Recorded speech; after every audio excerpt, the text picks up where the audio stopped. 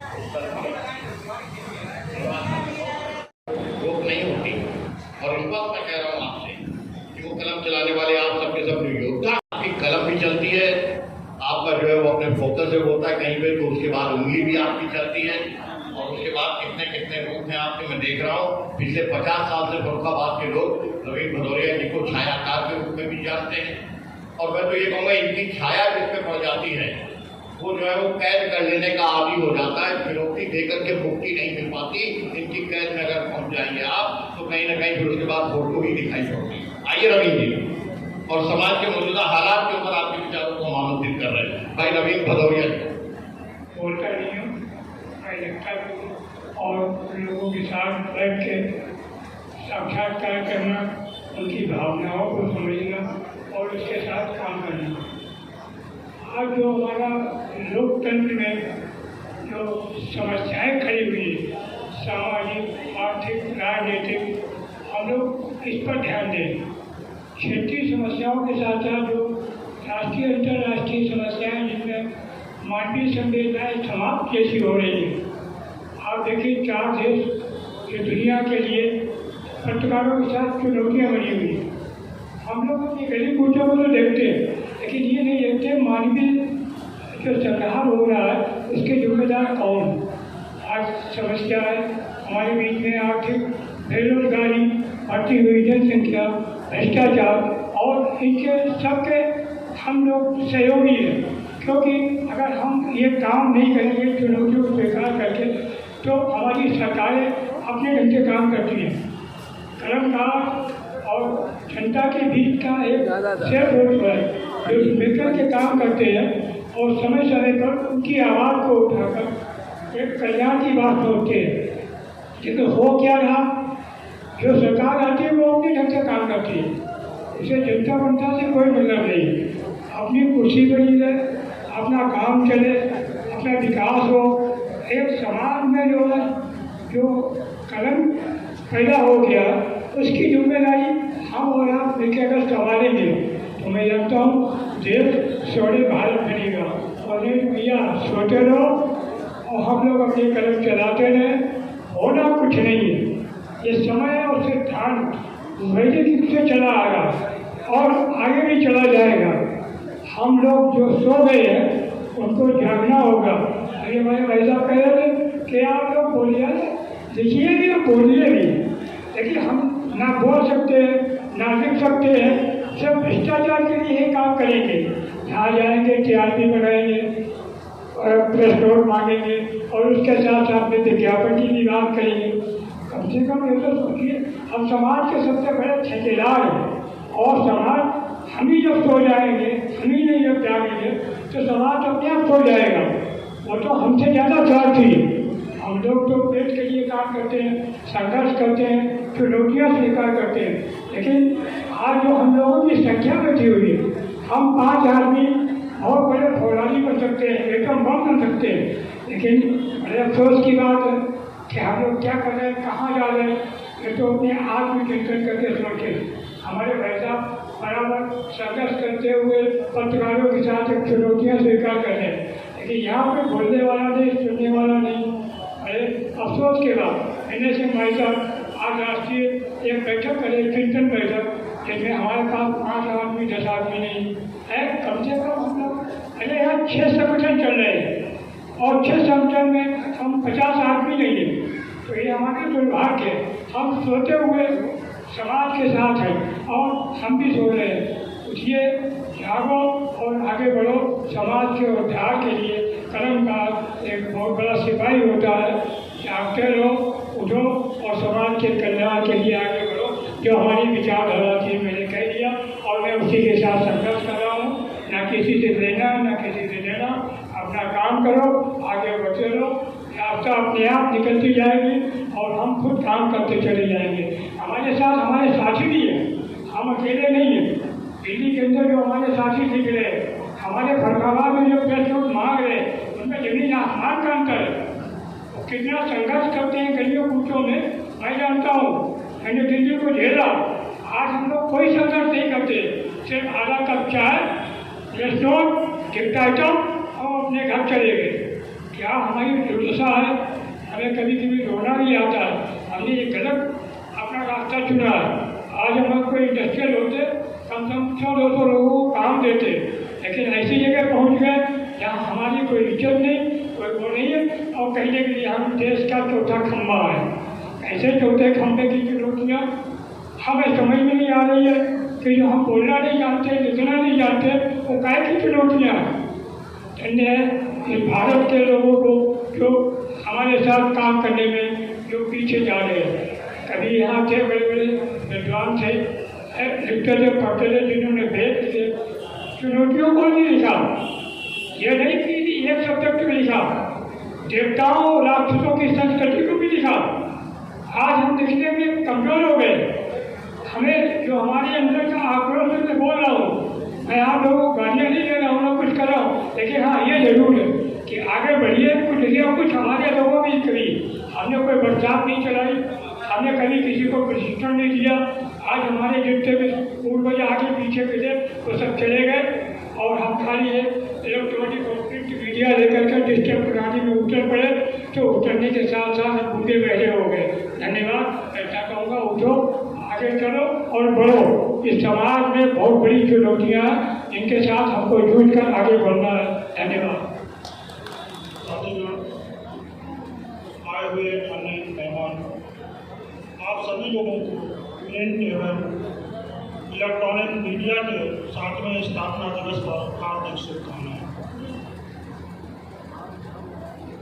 हमें इस मंच पर बोलने का आने का मौका दिया गया, इसके लिए हम संचालक महोदय को धन्यवाद देते हैं।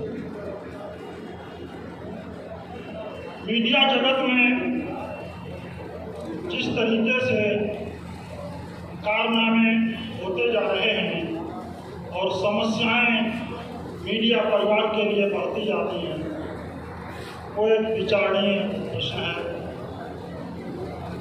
हमारे गांव के लोग हों, शहर के हों, कस्बे के हों, मीडिया के लिए हर समय हर जगह जोखिम है। पत्रकारिता कोई सरल काम नहीं, इसके लिए शिक्षा, अनुभव, प्रयास, कोशिश सबकी जरूरत पड़ती है। हमें हर पल हर जगह सचेत रहना पड़ता है, दिन हो या रात हो, 24 घंटे काम करना पड़ता है। कोरोना काल में जब लोग बाहर नहीं निकलते थे, सरकारी संस्थाओं से लेकर प्राइवेट संस्थाएं तक मुँह छुपाए हुए थे, उस समय हमारे मीडिया बंधु जान जोखिम में डालकर और समाज को चेतना में लाने का प्रयास कर रहे थे। हर पल की खबर लोगों तक पहुंचाने की कोशिश कर रहे थे, अपने जीवन को संकट में डाल रहे थे, लेकिन फिर भी पीछे नहीं हट रहे थे। ऐसे पत्रकार तो इस लोकतंत्र के चौथे स्तंभ हैं, तो फिर सरकार को भी चाहिए कि इस चौथे स्तंभ को मजबूत करने के लिए एक ऐसा प्रयास करें जो पत्रकारों के हित में हो और इनकी हिम्मतों को बढ़ाता रहे, जिससे ये पत्रकार कभी पीछे न हटें और लोकतंत्र के इस पहलू को मजबूत करते रहें। हमारे अंदर जो भी अपेक्षाएं हैं, जैसा हम चाहते हैं, समाज के हित में ही करने के लिए कोशिश करते रहते हैं। जहाँ से भी हो, जैसे भी हो, जितनी भी जोखिम भरे, चाहे वो खबरें हों या प्रिंट के हिसाब से इलेक्ट्रॉनिक में हो, हम वहाँ पर पहुँचते हैं, उनको समाज के सामने लाते हैं। भ्रष्टाचार पर चोट करने से हम पीछे नहीं हटते और कभी आपके साथ हैं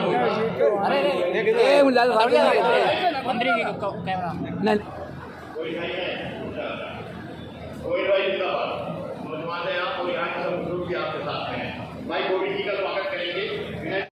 भाई मोहनलाल गौर जी, मोहनलाल गौर जी।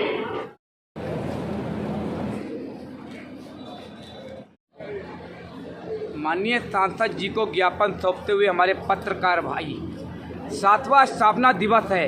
बड़ा अच्छा लगता है जब हम पत्रकार मिलते हैं। बस पत्रकार भाइयों को एक छोटी सी बात जरूर कहना चाहूँगा।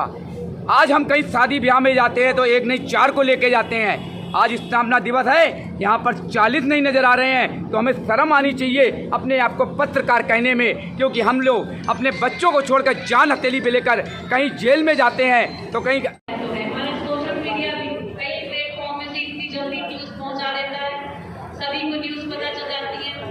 और मीडिया हमारा हर तरह से, चाहे कि विकास के कार्य हो या सुख दुख कोई भी बात हो, तो मीडिया के माध्यम से शहर नगर गांव तक पहुंचती रहती है। ऐसे लोगों का आज ये कार्यक्रम है, तो ऐसे प्रमुख लोग, समाज के विशेष लोग यहाँ पे बैठे हुए हैं, उनका सम्मान करने का अवसर हमें प्राप्त हुआ, तो मैं अपने आप को सौभाग्यशाली समझती हूँ। आप सबको बहुत बहुत धन्यवाद देना चाहती हूँ कि आपने इस कार्यक्रम में मुझे अवसर दिया। जब हमें कार्यक्रम की जानकारी हुई तो हमारे कार्यक्रम कई लगे हुए थे और हमको पता भी नहीं था कि इस तरह का इतना बड़ा कार्यक्रम आपका होगा, प्रिंट और इलेक्ट्रॉनिक मीडिया सारे वाले बंद होंगे। तो हमने कहा कि पहले तो हमारे जो कार्यक्रम पहले से लगे हुए हैं उनको करना आवश्यक था, लेकिन जब हमारे भाइयों ने बताया कि ये कार्यक्रम अरुणाचल किया और आप लोगों के बीच में हमें आने का अवसर यहाँ पे मिला है, कुछ लेट तो हम हो गए, लेकिन 4 बजे का हमने समय भी दिया था और हमें लग रहा कि अगर हम ना आते और हम कहते कि हम वो वाला कार्य जिनको सम्मानित किया है, अभी हमने हमारे सामने डॉक्टर्स भी थे, हमारे मीडिया के बंधु भी थे, उनको सम्मानित करने का हम कहीं सौभाग्य अगर खो देते तो हमारे लिए ही बहुत बुरा होता। हमको खराब लगता कि नहीं पहुंच पाए, तो मैं अपने को बहुत ही खुशकिस्मत समझ रही हूँ कि हमारे मीडिया बंधु ने हमको बुलाया और हमें इस कार्यक्रम में आप सबको सम्मानित करने का सौभाग्य मिला। और वैसे भी हम लोग कहते हैं कि मीडिया हमारा पता स्तंभ है, हर तरह की सूचनाओं के लिए, गांव चाहे वो जगह चाहे शहर चाहे कस्बा, हर जगह आप ही लोग मेहनत करते हैं, आप लोगों के द्वारा लोगों को सूचनाएं मिलती हैं। अभी मन की बात कार्यक्रम हुआ, हमारे प्रधानमंत्री जी ने भी मीडिया के किसी भी स्तर का हो, चाहे हमारा electronic media, print media, social media, सभी का उन्होंने धन्यवाद दिया था। उन्होंने कहा कि हमने बात हम कर रहे थे अपने लोगों से, मन की बात कर रहे थे, उसमें आप सबका बहुत बड़ा योगदान रहा हमारे मीडिया चैनल का कि आप लोगों ने हमारी मन की बात को सब जगह पहुँचाया, सबके सुझाव हमको मिलते गए और हम देश के लिए बढ़ चढ़ करके काम करते गए। ये यशस्वी प्रधानमंत्री जी ने कहा था। भाइयों बहनों, तो आपके विषय में जैसा मैंने कहा कि आपका जितना भी सम्मान किया जाए कम है, और आज का कार्यक्रम बहुत भव्य कार्यक्रम है, क्योंकि कार्यक्रम बहुत विशेष लोगों का है।